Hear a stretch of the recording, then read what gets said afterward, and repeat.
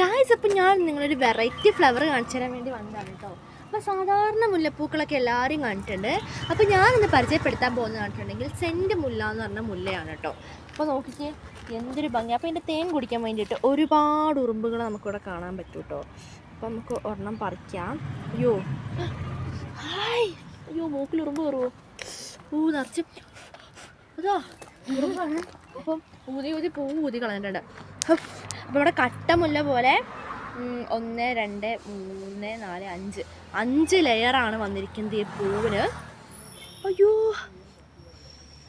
ഞാൻ ഏതോ ലോകത്ത് പറന്നെത്തിയ പോലെ ഉണ്ട്. അത്രയ്ക്ക് നല്ല മണം. നിങ്ങളൊന്ന് മണത്ത് നോക്കിയേ. നല്ല മണല്ലേ?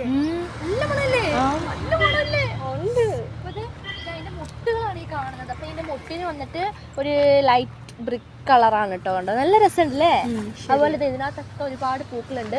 അപ്പോൾ ഇത് അധികം വലിച്ചു കഴിഞ്ഞാൽ ചിലപ്പോൾ പൊട്ടിപ്പോകാൻ ചാൻസ് ഉണ്ട്, ഒടിഞ്ഞു വരും കേട്ടോ. അപ്പോൾ നമുക്ക് മഴക്കാലത്ത് വന്നിട്ട് ഇതിൻ്റെ തൈയല്ല കൊമ്പ് പറിച്ചുകൊണ്ട് പോയിട്ട് നമുക്ക് വീട്ടിൽ നട്ട് പിടിപ്പിക്കണം. അപ്പം ഇതിന് നമ്മൾ കാട്ടുമുല്ല എന്നും പറയുമായിരുന്നു. പക്ഷേ അതിൻ്റെ ഇത് കാട്ടുമുല്ലയല്ല, കാട്ടുമുല്ല വേറെയാണ്, സെൻറ്റുമുല്ലയാണ്. പണ്ടറിയത്തില്ലല്ലോ എന്താ സംഭവം. അപ്പോൾ ഈ റോഡ് സൈഡിൽ ഇത് ഒരുപാട് ഇങ്ങനെ ഉണ്ടായി നിൽക്കുന്നുണ്ട് കേട്ടോ. നല്ല രസമുണ്ട് കാണാൻ.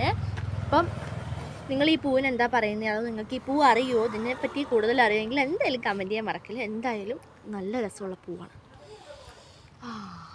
മുടി ഉണ്ടായിരുന്ന വെക്കായിരുന്നു.